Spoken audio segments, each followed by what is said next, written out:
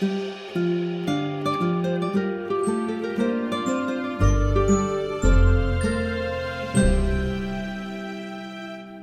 once again to Adventures in Theater History, where we bring you the best stories from the deep and fascinating history of theater in the city of Philadelphia. I'm your host, Peter Schmitz. Our original theme music, those sumptuous chords you hear at the beginning and end of each and every episode of this podcast, is composed by Christopher Mark Colucci. This episode is yet another one of our shorter single-subject episodes. And again, we're going to focus on the out-of-town tryout period of a classic American musical that had its world premiere in Philadelphia, The Music Man.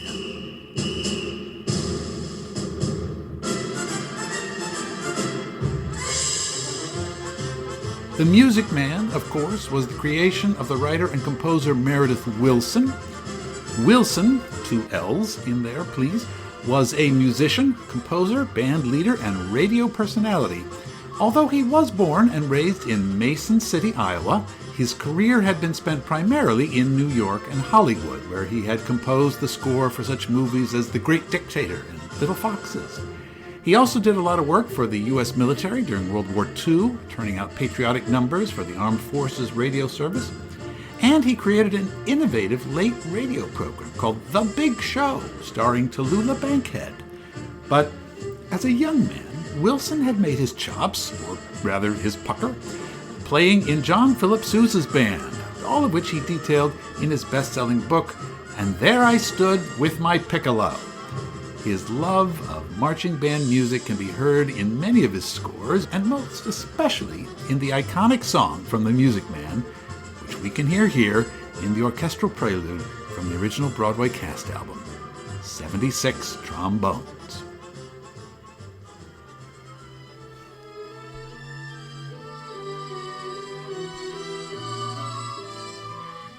Now, as with the show Guys and Dolls, at first, you would think that the story of The Music Man just has nothing to do with Philadelphia.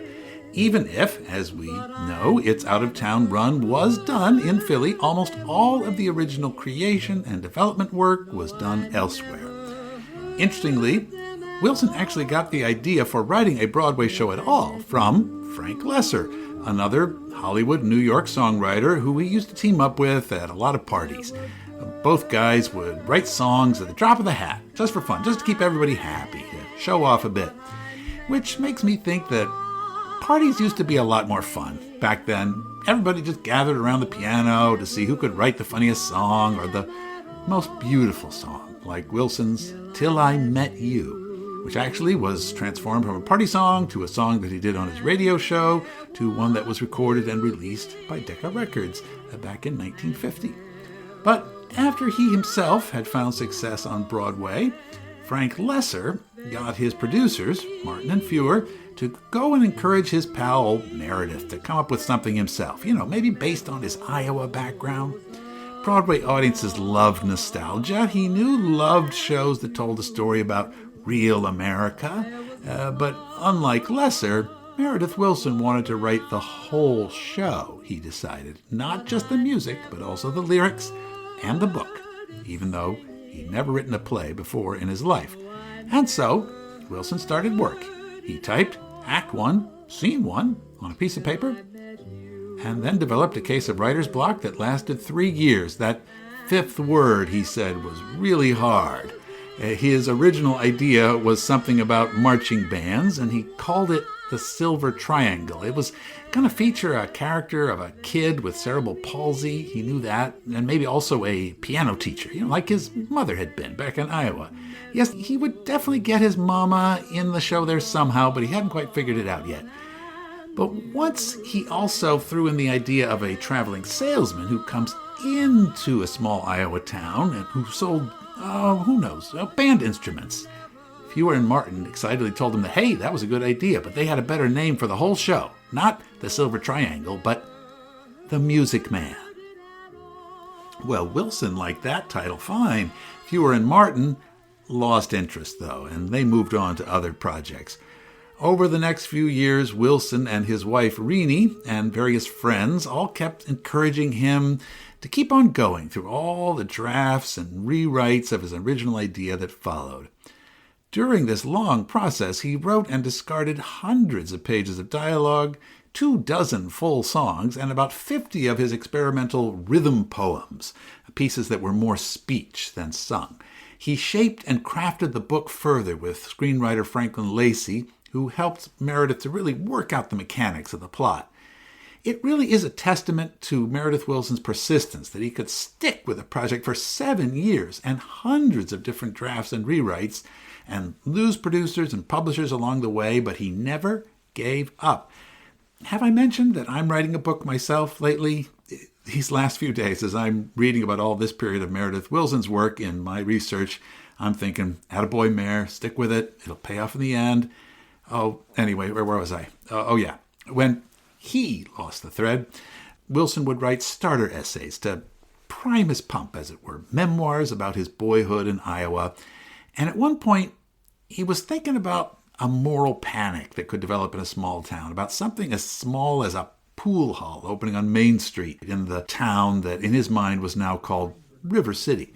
Hey, there's a song, or better yet, a rhythm poem in that idea. And immediately, he jumped to a piano and dashed it off in one go.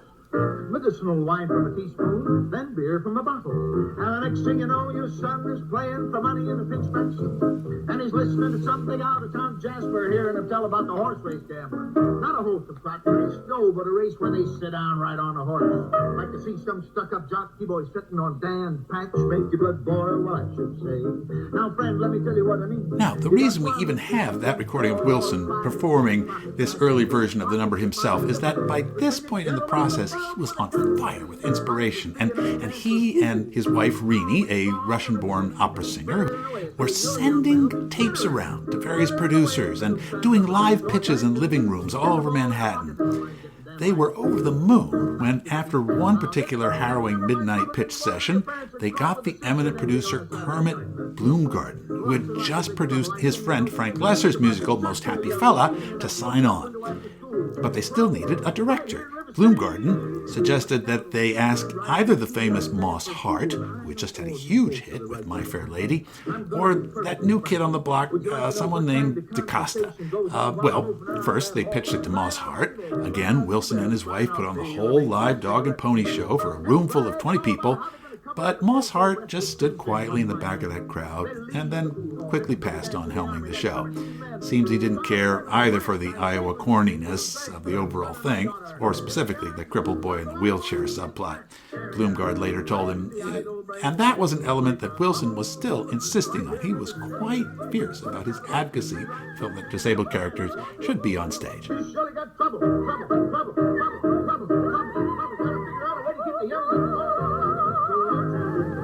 Well, so how about that other guy? Well, what's his name? DaCosta?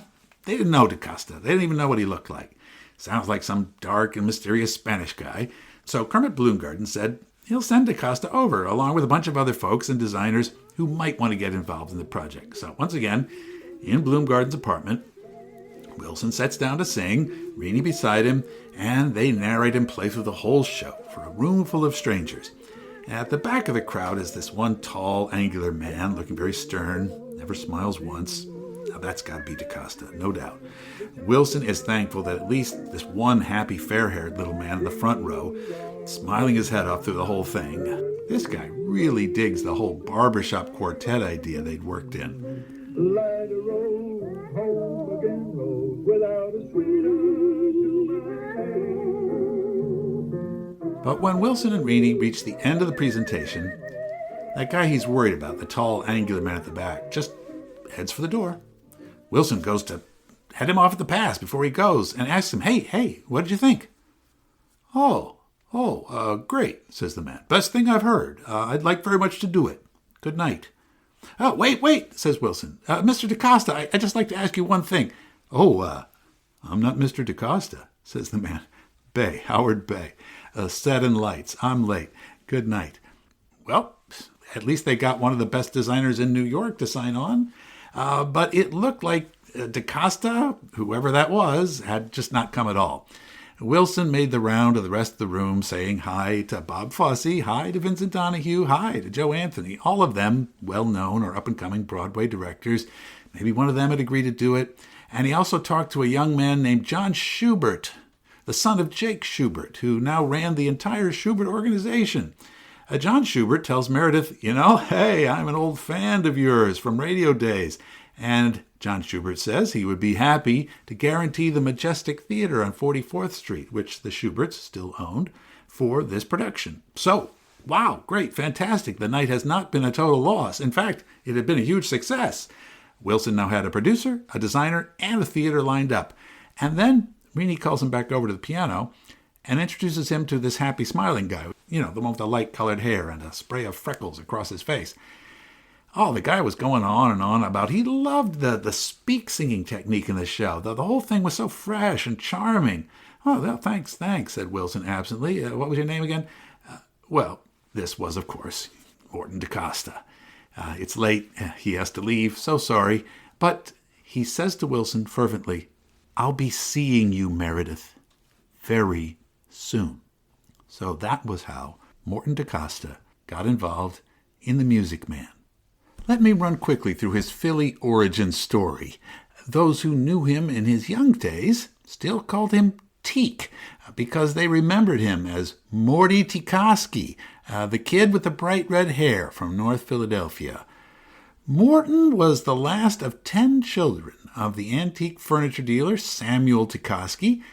The Tikoski family lived on North 8th Street in the neighborhood just beyond what was then the small Temple University campus. And then they moved a little farther on to Duncannon Street, and from there, Morty commuted over to Germantown High School.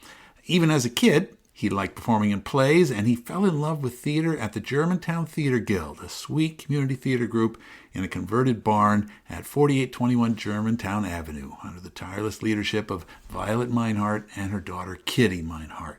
Tikoski went to Temple to study teaching. His father wanted him to be a dentist, but inevitably he joined the student drama club called Templayers as a freshman, and soon Teak was designing the sets for the student musical Katy Did, as well as acting in the show and assisting the faculty director, Pop Randall. By the time he graduated from Temple, he was Pop Randall's right-hand man. After graduation, Mort Tikoski changed his name to Morton DaCosta. Now, where he got that name is not exactly clear, although he later claimed that this was actually the true ancestral name of his family, that instead of being Russian Jews from the poor shtetls, they were originally a Sephardic family who had fled from Spain and ended up in Odessa. Now, whether that's true or not, I don't know, but I got to admit that's a great name change. DaCosta has the same number of syllables and the same rhythm as Tikoski, and though all his friends and colleagues continue to call him Teak, T-E-C, for the rest of his life. Teak began his career in various small theater companies in Wisconsin and Ohio, where he first began to act professionally. After touring with a children's theater company, Teak got a small role on Broadway as the announcer in the original 1942 production of Thornton Wilder's The Skin of Our Teeth. But he left that show to go on and do bigger parts in a summer stock theater north of Chicago. Then he began working with the great British actor and director Maurice Evans and appeared as the flighty, overdressed aristocrat Osric in Evans' production of Hamlet, which was specially cut and staged to appeal to American GIs during the war. Eventually, Teak became Evans' assistant, and then, with Evans' encouragement, he started to direct himself, first at City Center in Manhattan, and then for 2 summers he was the principal director at the Muni, the enormous outdoor summer theater in St. Louis, Missouri. There, DaCosta really learned how to stage big musical productions. In 1954, he was back in Philadelphia, directing in the early years of Playhouse in the Park. By 1957, Morton DaCosta was now 43 years old, and he had 3 big Broadway hits under his belt: Anti-Mame, No Time for Sergeants, and Plain and Fancy. The latter was a very interesting, if now mostly forgotten, show that was set amongst the Amish community of Bird in Hand, Pennsylvania, just a few hours' travel west of Philadelphia. In fact, something about this show, Music Man, seemed to strike a chord of recognition in DaCosta too. "It all seems very familiar to me," he would say later. "The small Iowa town of the Music Man and the Philadelphia in which I grew up are surprisingly alike." So the Wells Fargo wagon was finally coming in for the long brewing musical. At a meeting with Meredith Willson the next day at Current Bloomgarden's office, Morton DaCosta said he was ready to clear his schedule for this project, with two stipulations. The show had to be made shorter, and the crippled kid had to be cut. Well, bowing to reality, Willson had a solution for DaCosta. That transformational moment that he wanted to find when a boy with challenges in life finds meaning through music could instead be transferred to another character who was already there, and he could develop that.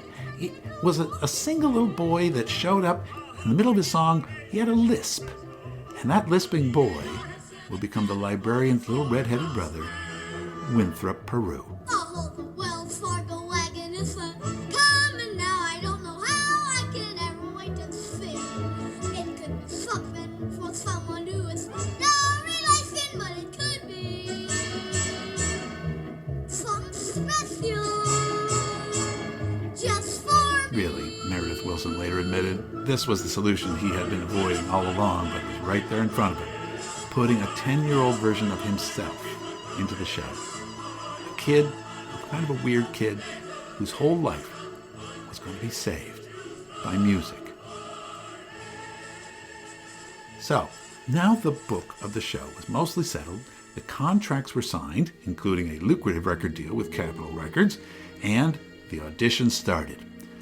Barbara Cook, who had been DaCosta's lead actress in Plain and Fancy, was hired to play Marion the Librarian, and to sing the now slightly rewritten number that Willson had now worked into the show for her character.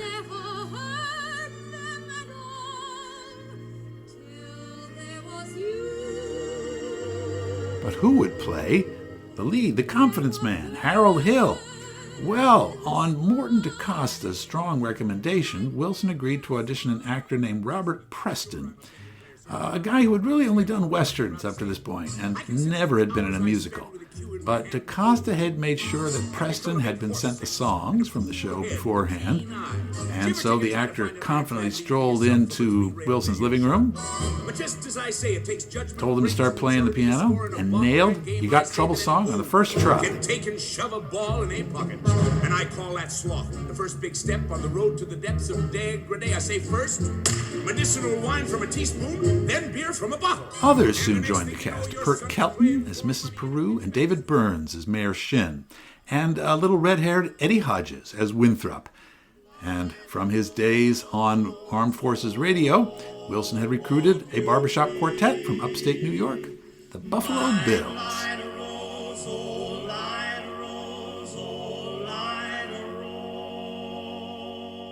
Despite this show being all about Iowa, there were no Iowans that I'm aware of in the original company of Music Man at all.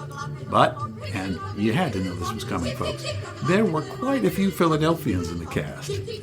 Somehow, Philly people just seemed to understand this piece. Maybe DaCosta was right, and there was something, well, Philadelphian about Iowa's proud and quirky sensibility. First, there was the actress Helen Raymond, who was cast as the mayor's wife, the formidable Eulalie Shin. Helen Raymond had been born in Philadelphia in 1878 and had gone to study piano at the Philadelphia Conservatory of Music, a predecessor institution to the University of the Arts. May it now rest in peace. Raymond had gone on to have a long career in vaudeville, in musical theater, and in the movies. Crucially, she had worked with Morton DaCosta during his years running the Muni Opera in St. Louis several years previously, and having been properly brought up in Philadelphia society in her youth, knew exactly how the waspy old guard of either the Quaker City or River City, Iowa, would have treated some morally suspect girl who was beyond the pale. I'll tell. She made brazen overtures to a man who didn't have a friend in his town until she came here. Oh, yes, that was... And then there was Iggy Wolfington. Iggy Wolfington, born in 1919, was the youngest of 9 children of the Wolfingtons of Overbrook.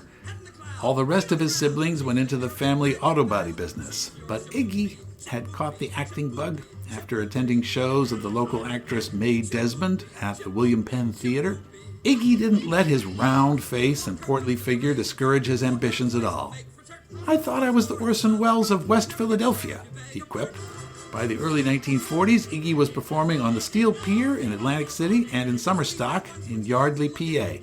But then, in 1942, duty called, and Wolfington joined the U.S. Army and served with distinction in the 102nd Infantry Division at the Battle of the Bulge during World War II. He received a battlefield commission as a first lieutenant and was awarded the Silver Star for his bravery and leadership, and also Purple Heart after being twice wounded. Wolfington returned to show business after the war. He became a member of the Actors Studio, and he appeared in many of those early live television shows that were then being broadcast from New York City. In September of 1957, he got a call from his agent to go and audition for his fellow Philadelphian DaCosta. And soon after, he was hired to play Marcellus Washburn, Harold Hill's sidekick. Lastly, in our Philadelphia cast, there were the Mariano Kids, who were in the ensemble of River City Children, who were in all the big group numbers throughout the show. The Marianos had traveled to their auditions for the show in New York from their comfortable home in the Quaker-named township of Plymouth Meeting, out in the Philadelphia suburbs. Even at their young age, they were just as seasoned professionals as DaCosta, Raymond, and Wolfington. Bobby Mariano, age 13, and Patty Mariano, 12, and would eventually remain in the show for most of the Broadway run. But before we get to that point, there were weeks and weeks of rehearsals downtown in an old catering hall on 2nd Avenue, the same building that would one day be taken over by New York University's acting program and that I would eventually go on to drama school in, actually. And then there were more formal rehearsals in the old rooftop theater at Florenz Ziegfeld's old New Amsterdam Theater on 42nd Street. There was a final gypsy run-through there, without sets, lights, costumes, and orchestra. Those things were all waiting for the company at the Schubert Theater on Broad Street in Philadelphia. But now, here comes the part of the story where the whole production actually moves down to Philadelphia. And you all must be thinking that here comes the part where Peter waxes poetical about the Philadelphia audience, and how the whole city somehow became interwoven with the texture of the eventual show. But, I gotta say that didn't really happen. Sure, the Philadelphia audiences were supportive, loved the show, and the Philly critics raved about it. But by this point in time, the fall of 1957, the supposed magic of the Philadelphia experience was beginning to wear off for showbiz folk. By that point, it wasn't that they either hated or disliked the Quaker City. It was just doing a tryout in Philadelphia was just a phase of any show's production that you went through to make a Broadway hit, or flop, or whatever the show ended up being. Years later, in April of 2000, the actress Barbara Cook was interviewed about her memories of being in the original production on the TV program called Theater Talk, which used to be broadcast on New York Public Television back in the day. The tape of that program still exists, and Cook starts by describing that amazing gypsy run at the New Amsterdam. Not only did people stand and cheer at the end of this, but they stood on top of the theater seats. They just stood up. It was an amazing thing. And, of course, the company was thrilled. And then the next day, Teek DaCosta, who was the director, gave us a big speech. He said, listen, he says, you may be thrilled by this, but I want to tell you, it scares me to death because I'm so afraid that people are going to think we've got it. And he said, we must not think that. And we worked just as hard on that show out of town as any show I've ever done that didn't work. New songs went in. Iowa Stubborn. Oh, there's nothing halfway about the Iowa way to treat you. They put another song in out of town, tried it. Was in for maybe 3 performances, out. And Iowa Stubborn was back in. All kinds of changes. The opening did not work out of town. The Rock Island number. Really? On the train? Yeah. Well, originally it was scored. There was some kind of orchestra underneath, and it wasn't working. And I don't know whose idea it was. I think it may have been Teek, who said, let's try it a cappella. And it was then, I was in the rehearsal room the day he came up with the idea of the guys doing this. They made the rhythm instead of having drums or the rhythm section give the pulse. The guys gave the pulse. Well, the moment that happened, it was amazing. Yeah. And then the show was really off. Pickens and the frickin'. Cash for the hogshead cask and jemmy jar. Cash for the crackers and the pickles and the fly paper. Look, what do you talk? What do you talk? What do you talk? What do you talk? What do you talk? What do you Notice how at no point does Cook say Philadelphia, just out of town. It could have been 4 weeks in New Haven or Boston or Washington as far as she was concerned. Now, it's amazing that the famous opening song, the other one of Wilson's great talking rhythmic pieces, the Rock Island number, really clicked for the first time in Philadelphia, and they came up with the idea of having the actors shake as if they were on a moving train. But there's really no reason that whole experience couldn't have happened somewhere else. The Schubert Theater, the by now 40-year-old tryout house on Broad Street, just to the south of the Academy of Music, was beginning to show its age a little bit. It was generally seen as being too big for the show, bigger than its eventual Broadway house, actually. And the Schubert sound system was terrible. They were several performances in before they realized that some of the speakers in the theater were disconnected and some had just been turned to the wall. Wilson wrote an entire new number for the show at one point in the ladies' restroom of the Schubert, the only place where he could get some privacy, he claimed, during rehearsals.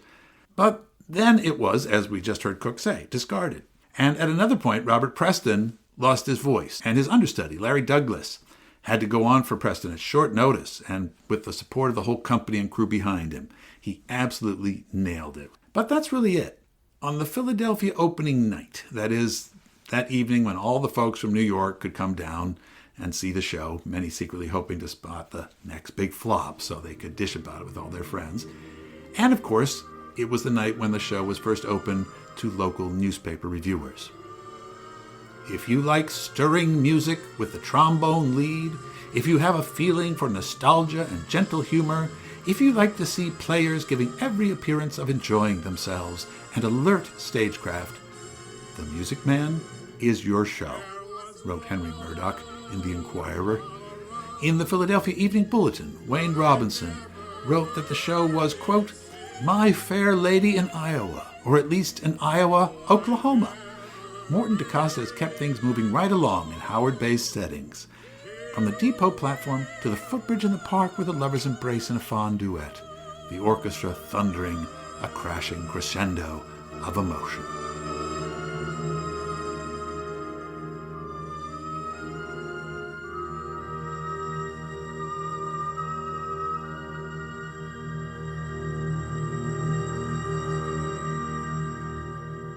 Well, Meredith Willson, gathering with the creative team the next day, was thrilled with these reviews, and he thought they were home free and they might as well go open on Broadway right now.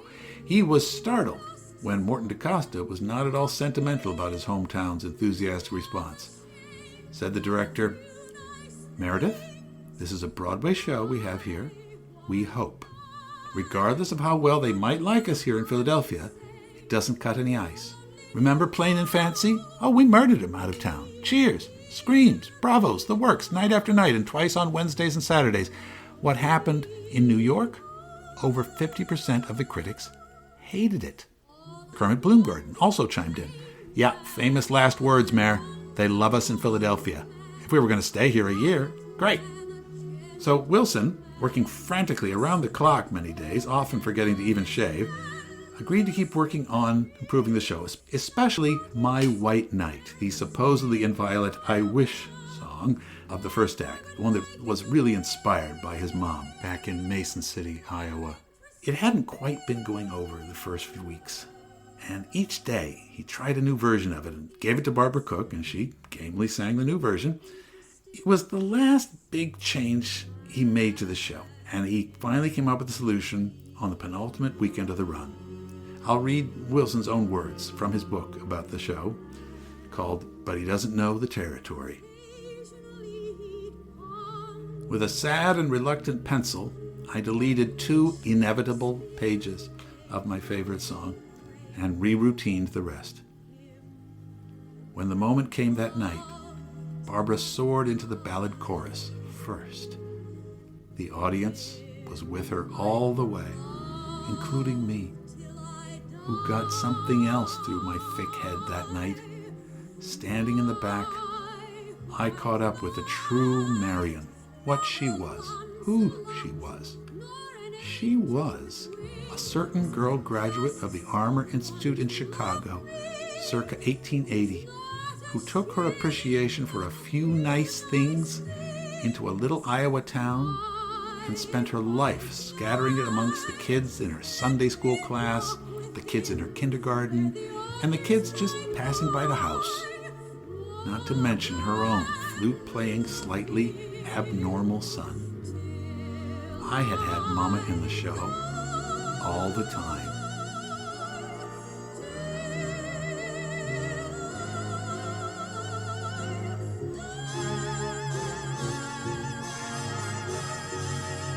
Still to come, of course, was the triumphant opening in New York a couple of weeks later, the endless run of the show, the countless touring companies and revivals, the best-selling Grammy-winning cast album, the many, many jazz tribute recordings of the score, and finally, the movie version of The Music Man, also directed by Morton DaCosta and starring Robert Preston, again at DaCosta's and Wilson's insistence.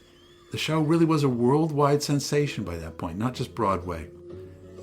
When the Beatles appeared on The Ed Sullivan Show in New York in 1964, what did they use for their romantic ballad of their set but Till There Was You? In fact, their recording of that number, I understand, eventually made Wilson more money than the entire run of the Broadway show itself had.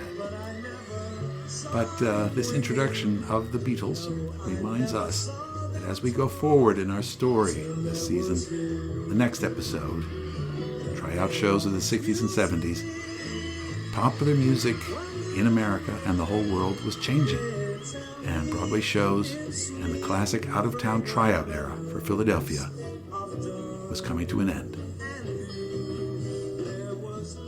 And that's our show for today. If you've been enjoying this season of the podcast or have any thoughts or suggestions or compliments, we love compliments, drop us an email at aithpodcast@gmail.com. We'd love to hear from you. I would love to hear from you. To support this show, go to our Patreon page, patreon.com/AITHpodcast. There'll also be additional images and information, as always, in the episode blog on our website, www.aithpodcast.com. Or, a free and easy way to support us is to leave a review about the show on Apple Podcasts. Or, of course, you can follow us on Facebook or Instagram or even Mastodon, all places where we post new material about Philadelphia theater history every single day. So this is your self-appointed Philly theater history maven, Peter Schmitz, signing off. The sound editing and engineering for this episode were all done by my humble self, right here in the control room of our glittering golden studio in our world headquarters, high atop the Tower of Theater History. Thanks to all of you for listening to the show today and for coming along on another adventure in theater history, Philadelphia.